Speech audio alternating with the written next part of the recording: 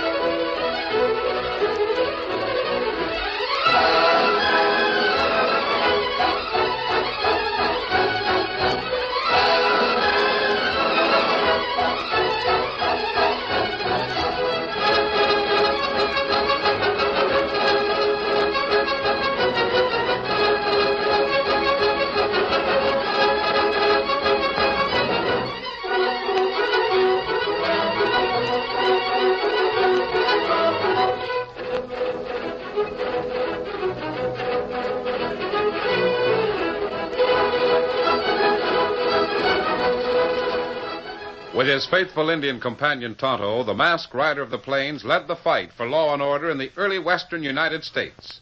The stories of his strength and courage, his daring and resourcefulness have come down to us through the generations. And nowhere in the pages of history can one find a greater champion of justice. Return with us now to those thrilling days of yesteryear. From out of the past and the thundering hoofbeats of the great horse Silver, the Lone Ranger rides again. Come on, Silver. Hurry, big fellow. I'll Silver. Away!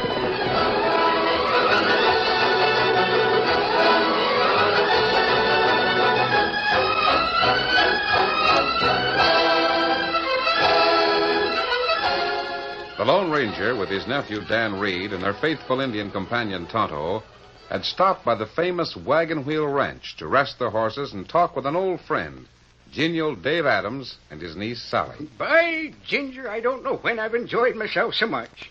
It's just like old times, darned if it ain't. And to think that I of all people, never knew that my old Uncle Dave was once a fire-eating, rip-roaring, two-gun marshal. You can take my word for it, Sally. Your uncle brought the letter of the law to a lot of wild and woolly border towns. Here comes Tonto. Yeah, there's an Injun for you. Best doggone partner man ever had, eh, masked man? Tonto's a true friend. Oh, look, there's Silver up at the corral gate. Yes, he recognizes Tonto's horse. Sure, and he can't understand why Scout should be out running around while he's shut in the corral.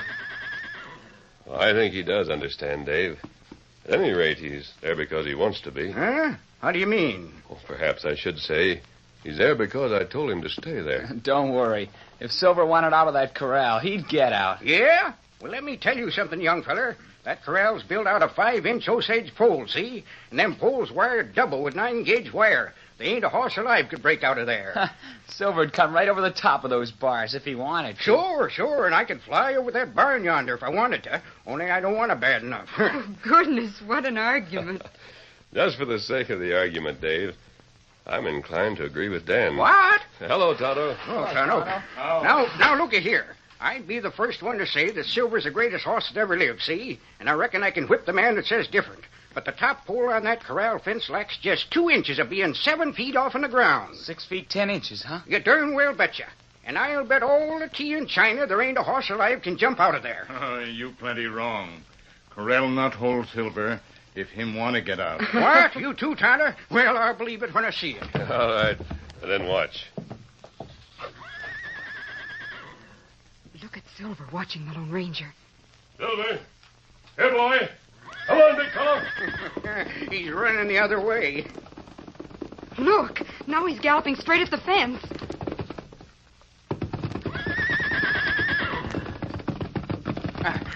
It's not possible.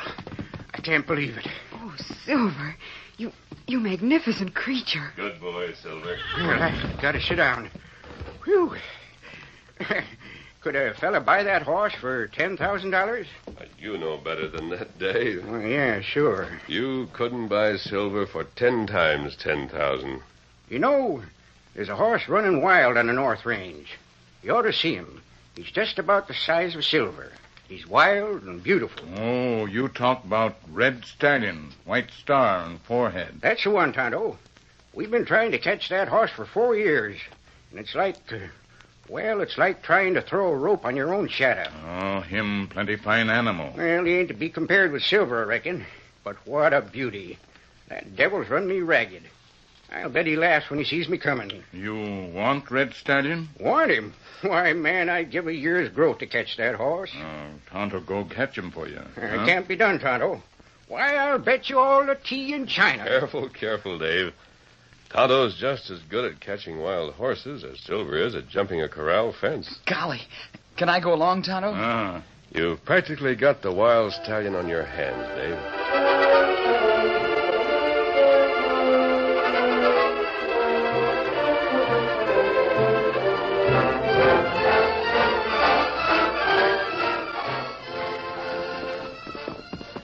Silver. Fella. You look, Dan. You see fresh tracks? Stallion not very far. Is this the box canyon you had in mind, Tonto?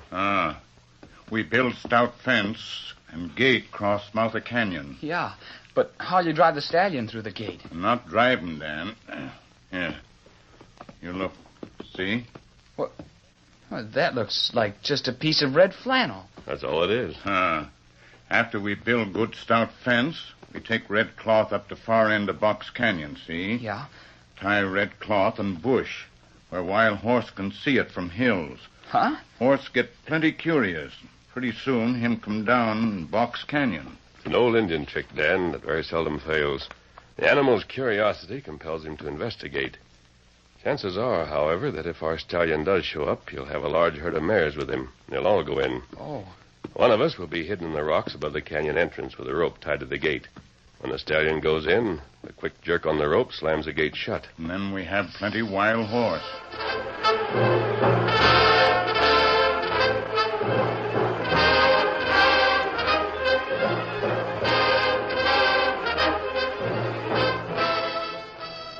Golly. I'm getting all cramped lying here. We don't dare move now. Our wild horses may be close by. Yeah, and they might be 100 miles away. Yes, that's right. We'll wait until dark and then I'll... Listen. Horses. Sounds like 100 of them coming right this way. They'll veer off to follow the canyon trail. You and I and our horses are safely out of sight. Tonto's hidden in the rocks down there, ready to... There they come. Look. Keep your head down. Don't let them see you. I won't.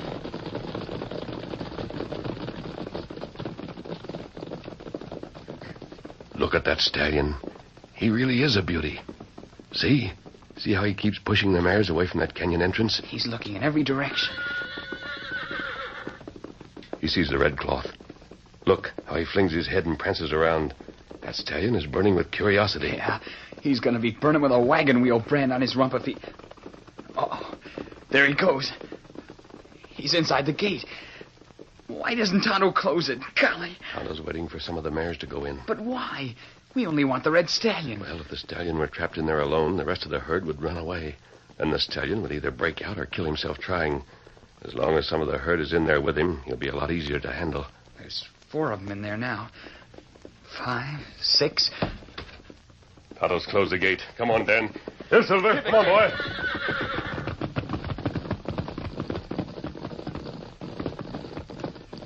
And look at the rest of the herd go. Boy, are they scared. Steady, boy. Easy, big fella. Come on, Silver. Get up, Victor.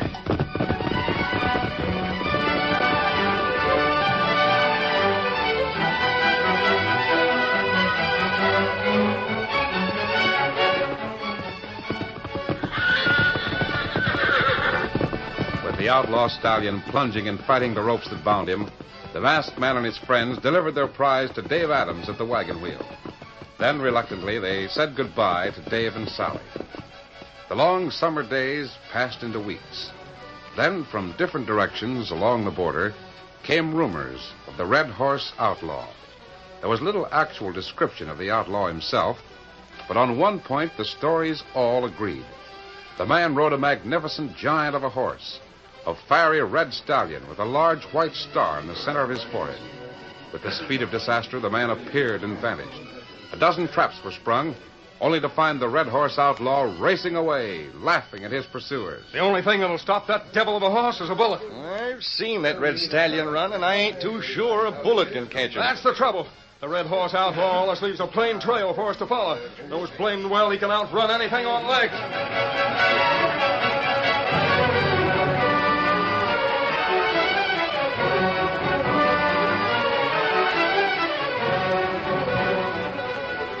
In the Lone Ranger's camp, the masked man was reading a letter which Dan Reed had just brought from the town of Good Hope. Well, what Dave fella say about Red Stallion? Seems that our suspicions were correct, Tonto.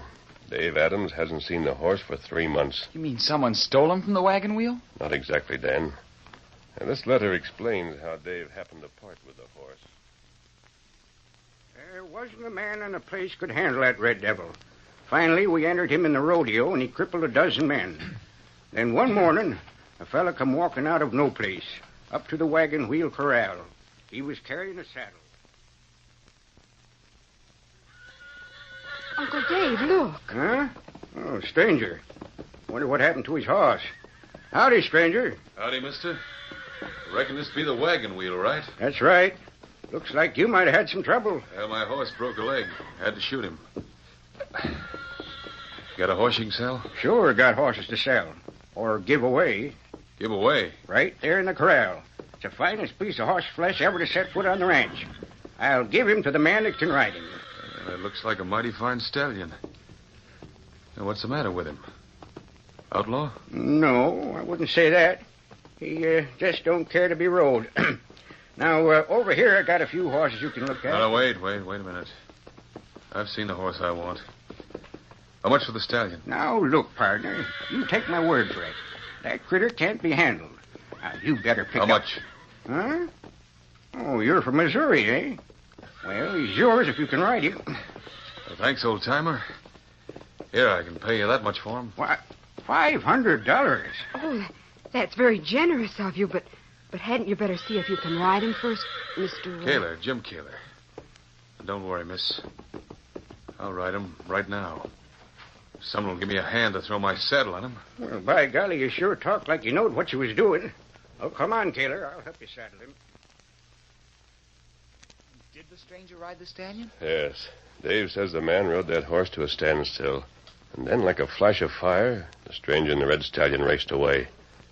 The next time they were seen, they were leaving a bank robbery in Placer City. Kalar fella, him strange outlaw. Yes, Tonto. He's committed 5 or 6 big robberies, all of a different nature and in widely scattered places. And now, the strangest thing about the man is that he's never seen to carry a gun. He seems to rely entirely upon his own cleverness and the speed of his horse. Well, at least we know the man's name. Yes, and Dave Adams gives a very good description of Jim Kalar in his letter here. Maybe we hit trail a Red Horse Outlaw, huh? We're going after him right now, Tonto. Golly, he might be anywhere within 1,000 miles of here. How will we know where to start? We'll start at the beginning by finding out who Jim Kalar is, where he's from, everything about him. It may take time, but sooner or later we'll cross his trail. Let's get ready to move. Here, Silver. Here, boy.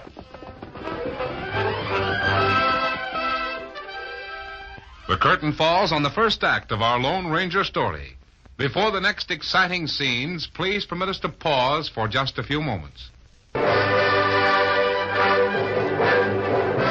Now to continue our story. Amos Bradley had been a generous benefactor to the people in his community. When the Big Promise mine had suddenly closed, leaving hundreds of people unemployed, Bradley had appeared on the scene and reopened the Big Promise. His money had brought new life to a despairing community. And now the Big Promise was a rich asset to everyone in the valley. Bradley, listen. Really, I'm very busy today. What do you want? Boss, I'm thinking you're going to be busier tomorrow. I was just up the street, see? Old Pete Grenner's sitting out in front of the hotel as usual. And I happened to hear something that made me pull up a chair on the porch and listen for a spell. Go on. Well, old Pete was talking to a kid. Kid maybe 14, 15 years old. So? The reason I got interested is I happened to hear the kid ask old Pete if he'd ever knowed anyone around these parts by the name of Kalar. Did you ever hear that name before, Amos? What happened, Burley? Oh, he just sat there chewing the breeze, and old Pete was telling the kid about a fellow that used to be in these parts. Where's that kid now? I got to find out who he is, where he's from, all about him. Yeah, I never let him out of my sight for a minute. He left town riding a right pretty horse, pure white colt. Yes? Naturally, I had a couple of the boys following him.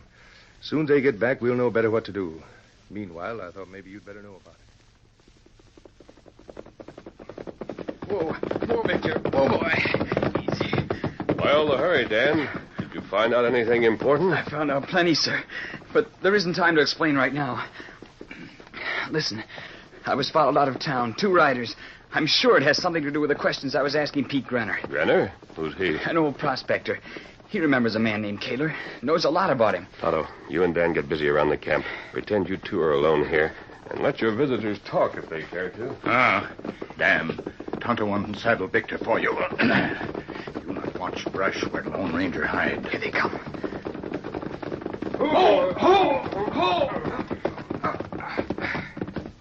Hi there. Hello. Right nice camp you got here, ain't it, Roof? Yeah, sure is. Just you and the engine live here, kid? It's just a temporary camping place. What can we do for you? Why, fella told me in town you was wanting some information about a man named Keeler. Was that the name? Keeler? I was asking about a man named Kalar. Oh, I see. Kalar, huh? What did you want to know, Sonny? I might ask you why you're so interested. Never mind getting sassy, kid. You just answer our question, see? Boy, not answer question. If he'll not want to. Well, now, another country heard from. Listen, Redskin, keep your lip buttoned while we talk to Mr. Nosey here. Now, come on, kid. Tell us why you're so blamed interested in that Kalar gent. We ain't got a lot... Well, looks like you have company, Dan. Who are these men? A masked man. I don't know who they are, sir. Tonto, perhaps you better get their guns. Don't move, you two. Me get him. Now, get out of here, both of you. And hurry.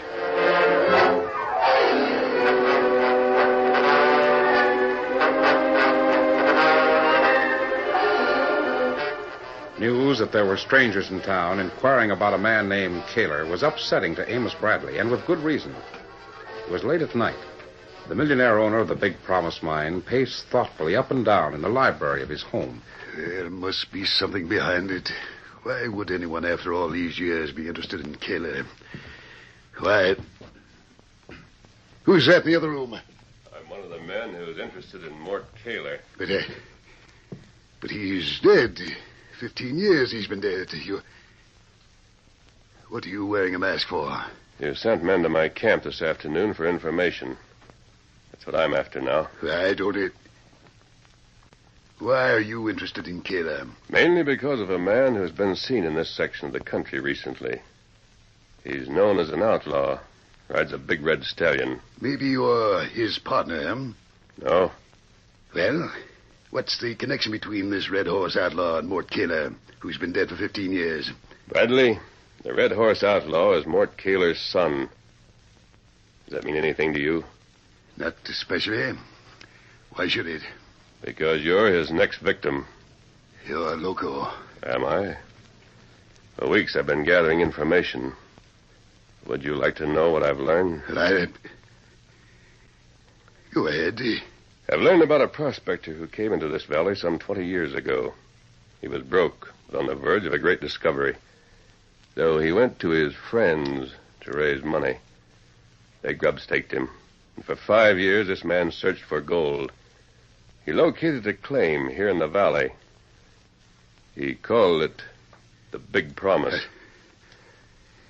Go on with your fairy tale. About that time, 6 of the major stockholders in the company this prospector had formed went to the law and declared they'd been swindled. Because they were influential, the prospector was convicted of grand larceny and sentenced to 10 years in prison. Go on. Then what happened? The man went to prison, He died there within a year. And a short time later, his wife, unable to bear the disgrace, disappeared. She's never been heard from since. So? There was a boy left behind. He never believed in his father's guilt, and he was never ashamed of his family name. So he went right on calling himself Jim Kalar. Would you like to see a list of the Red Horse Outlaws' victims? I don't know. Should I? Yes. Here. Take a look, Mr. Bradley. You'll recognize those names. Those men were your partners in railroading Mort Kalar to prison. You can't prove a word you're saying. Perhaps you're right. But I think I can stop Jim Kalar from getting you. Look at that list, Bradley. Those men were robbed of great wealth. And then, without a single exception, the crimes they had committed to gain that wealth were exposed. Can you protect yourself from the Red Horse Outlaw? How can you stop him? The money that you've taken from the Big Promise mine is rightfully his. At least the largest share of it. Why don't you return half of that money to Jim Kalar and give him the mine you stole from his father? What? Why, man, you're insane. The Big Promise is worth $1 million. It won't be worth 10 cents to you. Not after the Red Horse Outlaw gets through with you. But if that's the way you feel, I'd better be going. No. But, even if I agree to your fantastic proposal, how would you ever get to him? How could you possibly catch him? I caught Jim Kalar's horse once before, and I think I can do it again. But how will I know if he chooses to accept such an offer? Put it in writing, Bradley. Now bring him here. 3 days, 4. Then the stalwart Indian Tonto appeared in the Lone Ranger's new camp and announced simply, Tonto find hideout, Red Horse Outlaw. I knew you would. Dan, there's a telegraph station at Fort Andrews. Take this message and see that it goes out immediately after you get there. Yes, sir. Then wait for Tonto and me in Fort Andrews. I'm ready, Tonto. Let's go find Jim Kalar.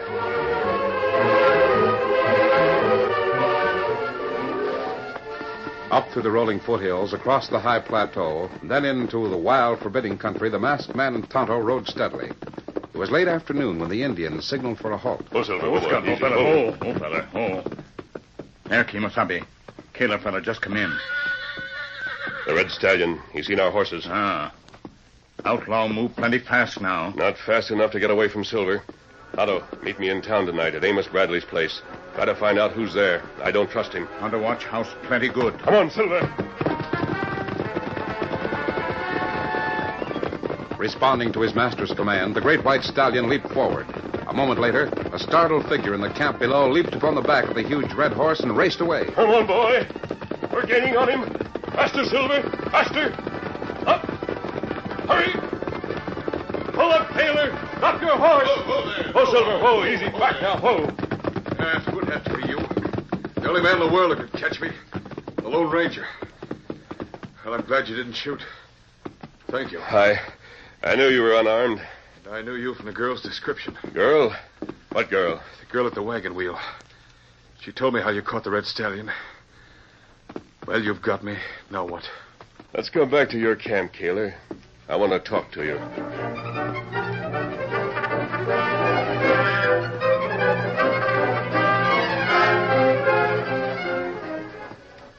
That's where it stands. There you have Bradley's promise in writing. It remains to be seen which you prefer most. Revenge and nothing, or justice and that which is rightfully yours. Amos Bradley deserves to suffer. He will. He'll suffer the shame of defeat for the rest of his life. I couldn't enjoy the money or the property. Not now. Oh, I think you could, Jim. There are only 4 men who know the identity of the Red Horse Outlaw. Uncle Dave Adams, who's my friend, Amos Bradley, you, and myself. Turn the horse loose, Jim. Let him go back to the wild bunch. And then... It sounds wonderful, Masked Man. If only there was someone to share it with. Jim, listen to me. When I was searching for members of the Kalar family, I located your mother. My mother? She's on her way here now. I sent for her. Asked her to come. Now I believe you when you say justice is sweeter than revenge. You'll go?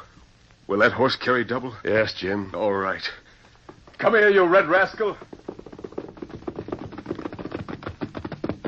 Yeah, let me get my saddle and bridle. And then you can have your freedom, same as I'll be getting mine.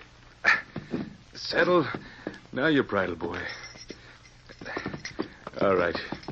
Go on, Red Horse. Run yourself back to the hills. But don't you get swell-headed, because you're not the best horse in the world. Only the second best. Go on now. All right, I'm ready.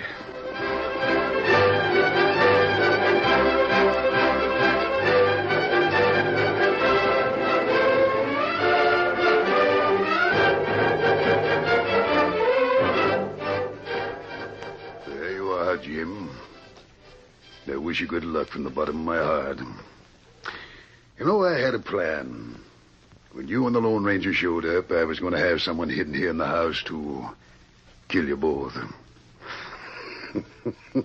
Think of the reward money I could have collected.